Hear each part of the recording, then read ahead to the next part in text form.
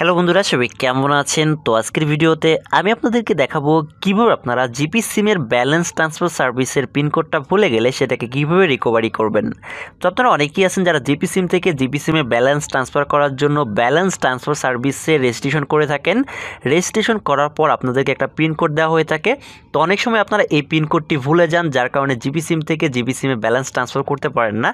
তো আজকের ভিডিওতে আমি আপনাদেরকে দেখিয়ে দিব কিভাবে আপনারা জিপি সিমের ব্যালেন্স ট্রান্সফার সার্ভিসের পিনকোডটা ভুলে গেলে সেটাকে কিভাবে রিকভারি করবেন। তো জিপি সিমের ব্যালেন্স ট্রান্সফার সার্ভিসের পিনকোডটি ভুলে গেলে অবশ্যই সেটাকে রিকভারি করার জন্য আপনাকে কাস্টমার কেয়ারে ফোন দিতে হবে। তো আমার এই সিমের ব্যালেন্স ট্রান্সফার সার্ভিসের যে পিনকোডটি আছে সেটা আমি ভুলে গিয়েছি। এখন আমি কাস্টমার কেয়ারে ফোন দিয়ে সেটাকে রিকভারি করব এবং আপনাদেরকে দেখাবো।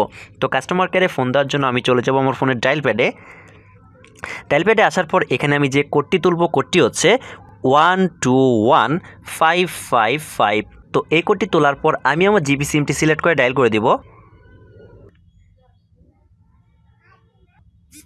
শুভ সকাল, অনুগ্রহ করে অপেক্ষা করুন। আপনার কলটি সাহায্যের জন্য ট্রান্সফার করা হচ্ছে। প্রিয় গ্রাহক, আপনার অবগতির জন্য জানানো যাচ্ছে যে আপনার কলটি প্রশিক্ষণের জন্য রেকর্ড করা হতে পারে।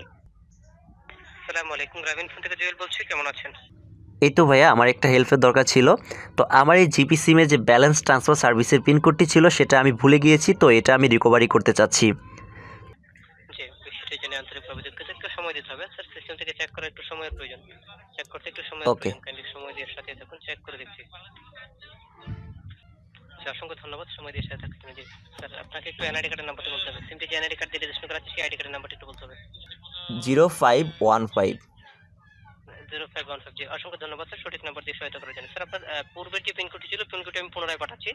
পরবর্তীতে আপনাকে পিনকোডটি পরিবর্তন করার যে নিয়মটি রয়েছে সেটিও পাঠাচ্ছি, আপনি চাইলে পরিবর্তন করে নিতে পারেন। ওকে ওকে, ঠিক আছে। জি, আমি আপনার পূর্বের যে পিনকোডটি ছিল পিনকোডটি এসএমএস করে পাঠিয়েছি। সেই সাথে পিনকোড পরিবর্তন করার যে নিয়মটি রয়েছে সেটিও পাঠাচ্ছি।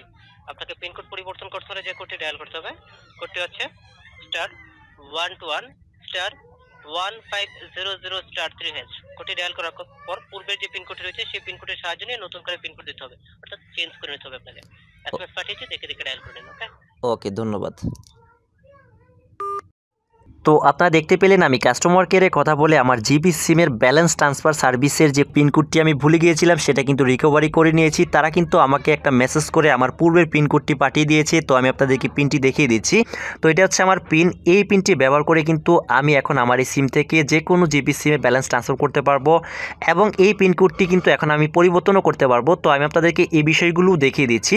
তো এজন্য আমরা চলে যাব আমাদের ফোনের ডায়াল প্যাডে আসার পর এখানে আমাদেরকে ছোট্ট একটি কোড টাইপ করতে হবে। কোডটি হচ্ছে *121*1500#। এই কোডটি তোলার পর আমরা আমাদের জিপি সিমটি সিলেক্ট করে ডায়াল করে দিব। ডায়াল করার সাথে সাথে আমরা দেখতে পাচ্ছি আমাদের সামনে ব্যালেন্স ট্রান্সফার সার্ভিসটি ওপেন হয়ে গেছে। এখান থেকে আমরা ব্যালেন্স ট্রান্সফার করতে পারবো, এখান থেকে আমরা পিন পরিবর্তন করতে পারবো। তো এখান থেকে ব্যালেন্স ট্রান্সফার করার জন্য আমাদেরকে যে কাজটি করতে হবে, এখানে 2 তুলে সেন্ডে ক্লিক করতে হবে এবং পরবর্তী স্টেপগুলো ফলো করে এখান থেকে ব্যালেন্স ট্রান্সফার করতে হবে।